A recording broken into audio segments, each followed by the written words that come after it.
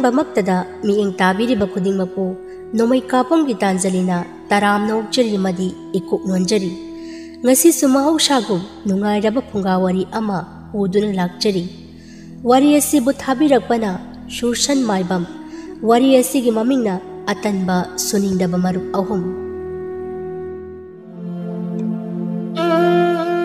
ꯅꯨꯃꯤꯗ ꯆꯤꯡꯌꯥ ꯇꯝꯂꯛꯄ ꯁꯟꯌꯥ ꯆꯪꯂꯛꯄ ꯃꯇꯝꯅꯤ ꯈꯨꯜ ꯑꯗꯨꯒꯤ ꯃꯤꯑꯣꯏꯁꯤꯡ ꯑꯗꯨ ꯃꯥꯒꯤ ꯄꯨꯟꯁꯤ ꯁꯤꯟꯊꯥ ꯄꯥꯡꯊꯣꯛꯅꯕ ꯊꯣꯔꯛꯅꯔꯤ ꯇꯟꯖꯥ ꯑꯗꯨꯗ ꯁꯤꯡꯈꯩ ꯃꯐꯤ ꯅꯥꯟꯅ ꯁꯦꯠꯇꯨꯅ ꯃꯆꯤꯟꯗ ꯏꯁꯩ ꯑꯃ ꯉꯪꯂꯗꯨꯅ ꯃꯣꯟꯗꯥ ꯌꯥꯝꯅ ꯅꯨꯡꯉꯥꯏꯅ ꯑꯁꯨꯝꯅ ꯂꯥꯛꯂꯝꯃꯤ ꯑꯁꯨꯝ ꯂꯥꯛꯄꯅ ꯍꯥꯟꯅꯗꯒꯤ ꯂꯩꯕꯨꯡꯗ ꯐꯝꯂꯒ ꯂꯩꯔꯝꯂꯕ ꯃꯥꯒꯤ ꯃꯇꯥꯎ ꯑꯅꯤꯅ ꯎꯔꯝꯃꯤ ꯑꯥꯏ ꯏꯇꯥꯎ ꯊꯣꯝꯕ ꯑꯥꯗ ꯂꯥꯛꯏꯁꯤꯕꯨ ꯏꯇꯥꯎ ꯁꯤꯡꯈꯩ ꯅꯠꯇ꯭ꯔꯅꯦ ꯃꯥꯅꯤꯅꯦ ꯏꯇꯥꯎ ꯁꯤꯌꯥ ꯃꯥꯗꯤ ꯏꯁꯩꯒ ꯉꯪꯂꯗꯅ ꯃꯣꯟꯗꯥꯕꯨ ꯐꯅ ꯅꯨꯡꯉꯥꯏꯅ ꯂꯥꯛꯏꯅꯦ ꯃꯥꯒꯤꯁꯦ ꯑꯁꯤ ꯍꯥꯏꯅꯔꯒ ꯃꯈꯣꯏ ꯑꯅꯤ ꯑꯗꯨ ꯄꯨꯟꯅ ꯅꯣꯛꯃꯤꯟꯅꯔꯝꯃꯤ ꯁꯤꯡꯈꯩꯁꯨ ꯑꯁꯨꯝ ꯇꯞꯅ ꯂꯥꯛꯄꯅ ꯊꯣꯝꯕ ꯑꯃꯗꯤ ꯊꯣꯏꯕꯅ ꯐꯝꯂꯤꯕ ꯂꯩꯕꯨꯡ ꯑꯗꯨ ꯌꯧꯁꯤꯜꯂꯛꯂꯤ ꯏꯇꯥꯎ ꯅꯈꯣꯏ ꯑꯅꯤꯗꯤ ꯀꯌꯥꯝ ꯀꯨꯏꯔꯦ ꯑꯩꯗꯤ ꯊꯕꯛ ꯆꯤꯟꯕ ꯑꯁꯤꯗ ꯊꯦꯡꯗꯣꯛꯈ꯭ꯔꯦ ꯇꯟꯖꯥ ꯑꯗꯨꯗ ꯊꯣꯝꯕ ꯀꯣꯆꯤ ꯍꯥꯏꯔꯞ ꯀꯣꯠꯂꯒ ꯏꯇꯥꯎꯗꯤ ꯊꯕꯛ ꯆꯤꯟꯃꯟꯗꯅ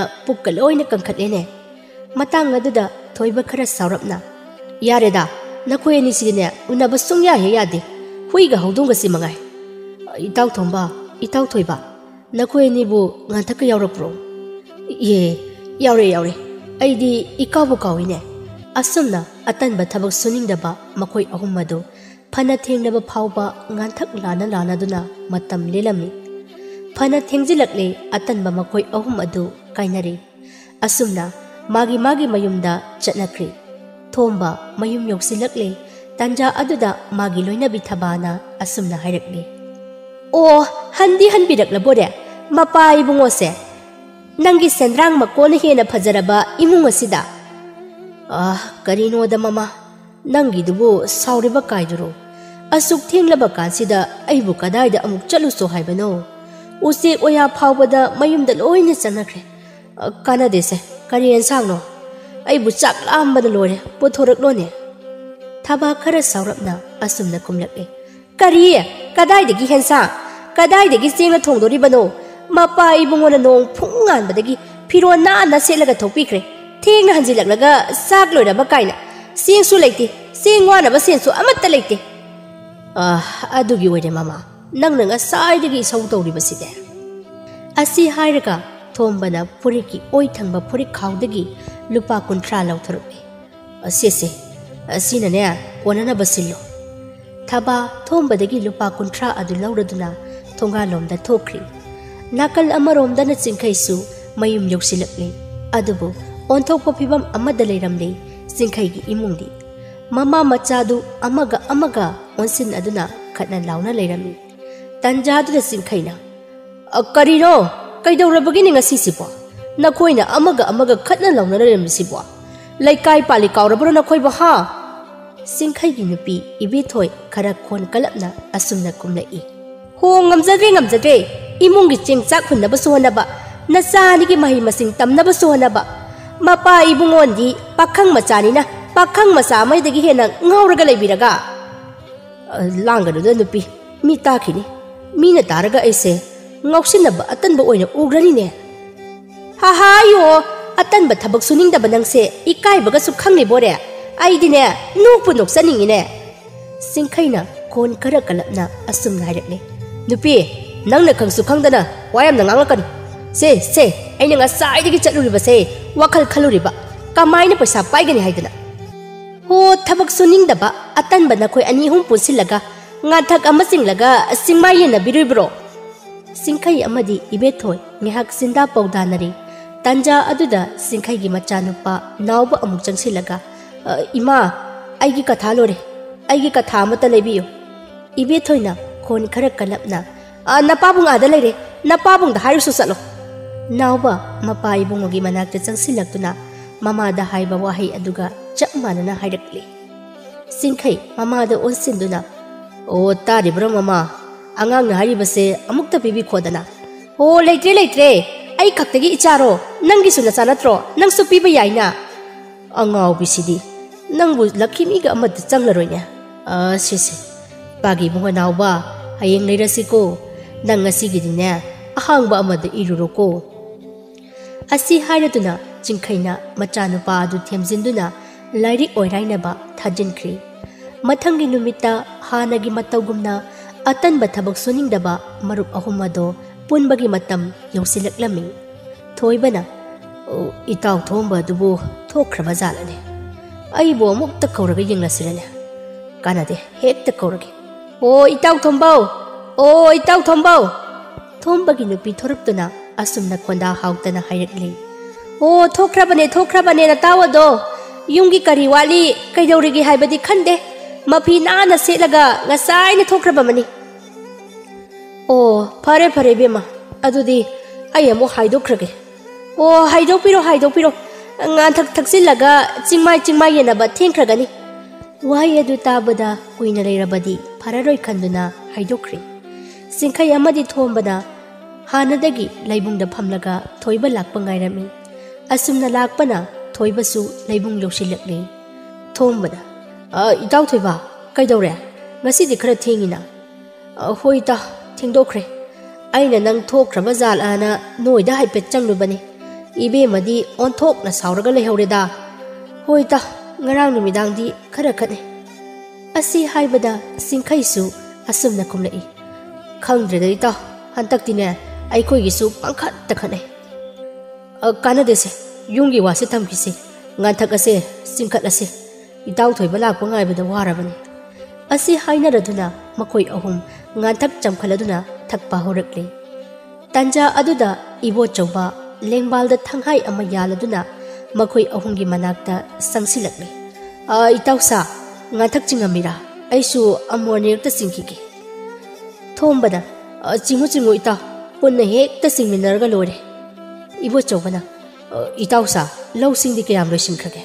Aigidi handak sahi asidi iya yadebo lawgado ti loina tare.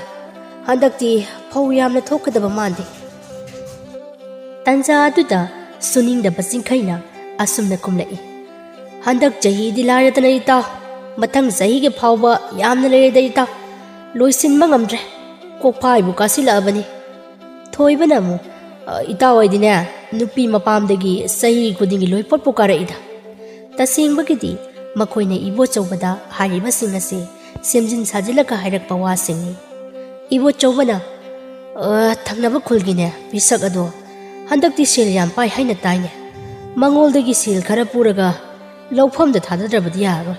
Itawsa matam thengjilakle. Nakhoi phamako ai nupi angangsingna ngairaga leiramani. Ibo chawba si hairamlaga lengbanda thangai adu thangalaga mayum maikei pangkhari. Thoibana itawani se kitangaire loisilaga ne changarasi matamsu phana thengjilakle. Jingkhaina makha taraduna ita thangnaba khulgi pisak haibadubu noibu khanglakprane.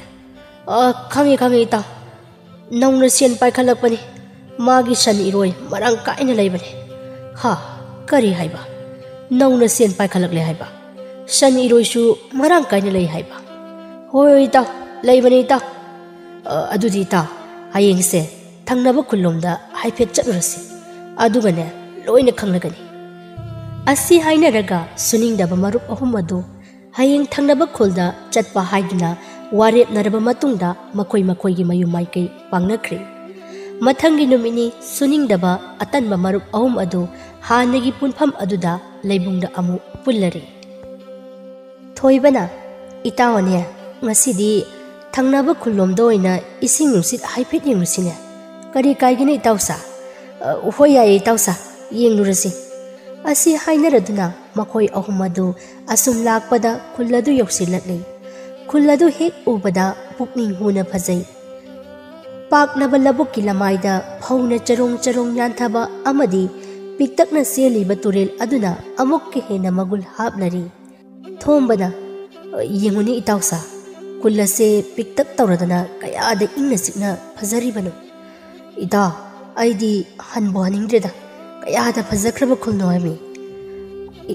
Itawsa prakritigi phazabada ngauraga leiringaidane aikhoina laibase senjau pai haiba pisak hoigi yomdani ko Singkhaina aidi kawu kawini ita fazaba singsi urubada ngaiko ai hange ada nupa macha ama laise aside hekta hanglasi asi hairaga sangsimduna jingkhaina lakliba nupa macha duda hangli hoi ibungo amukta ngaiko ne nangbo mi amata hangene nipa macha duna tare kaka aingonda ro kawbiribadubo mane ibungo nakoigi khulasidagi pisak harisigi makoigi yumsibu kadumnadune kaka ai taksage ada kongnanga ma uribase asigi oi thambada leirak macha asida leirabani nipa macha aduna pisaki yum taknamlabada makoi ahum ado pisak oigi mayum tamna lagli asum lakpana pisak oigi yum yausilakli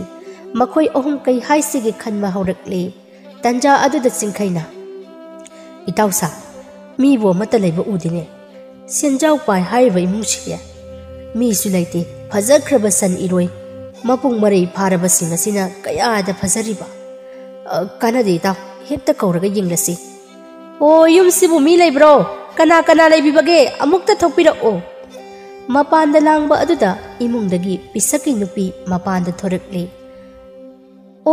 leye kana oibirabano kuda somde hekta kakhatpira asi haraduna kuda ahum puthorakli yarani deibema lengkatrabasu yum sibu pisak hoigi yum oibirabra hoi mani kari leibirage kari matangi oibirabano kaisu thoidopagi nati deibema sel pharapuge tawbani akura adugidi masadi leite pal thingba ama chakkiye numit kyani muk leiragadi halakani hairambagi bema kura ngasi sayol muk leiraga halakadabu male asumna kumlakpa aduda atanba suningdaba marup ahumbado wahai adu tabada kokchau bikari murum machinda sonaraduna awatpa ngaktana pikthalami singkhaina pare be madudi sayol ama muk leiraga lakcharaki hoi kura adumne hek tawbiro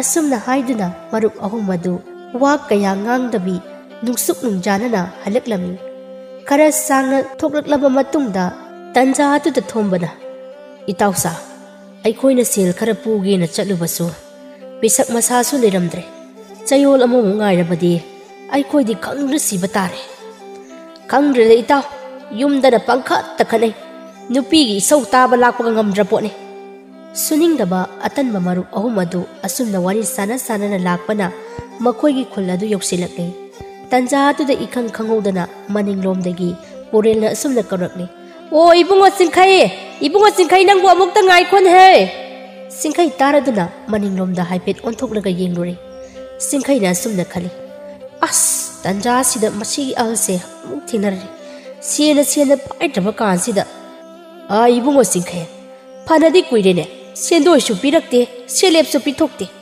nang khurasu lausinga paisado khara chillene pithoknaba tawrone ibungo hoi khura handak nomni sida namong nupido thajarak lage pare ibungo adudi nang khurasu laufam phauda chalukhigi asi haiduna chingkhai amadi purel wari ngayak sanaraba matungda atanwa marup ahum aduga wari sanana lakminarami thoibana itausa aikoina hauji oidiba phibam asiga madugi pisak haiba nupa adusu leiramdre kari upai tawsigi itausa thombana mu khumlaklami itaw masabudi leihaudibu sanliroi singdudi mapung marei phana fajana chahore he hoine itausa misu kashu yamna udi sanla iroira matam huralaga aikoi yanarabadi aikoi kharadi nungaigani se dudi taw hayeng hekta huralase afaba thabakti khoina thindaba phatte yaye taw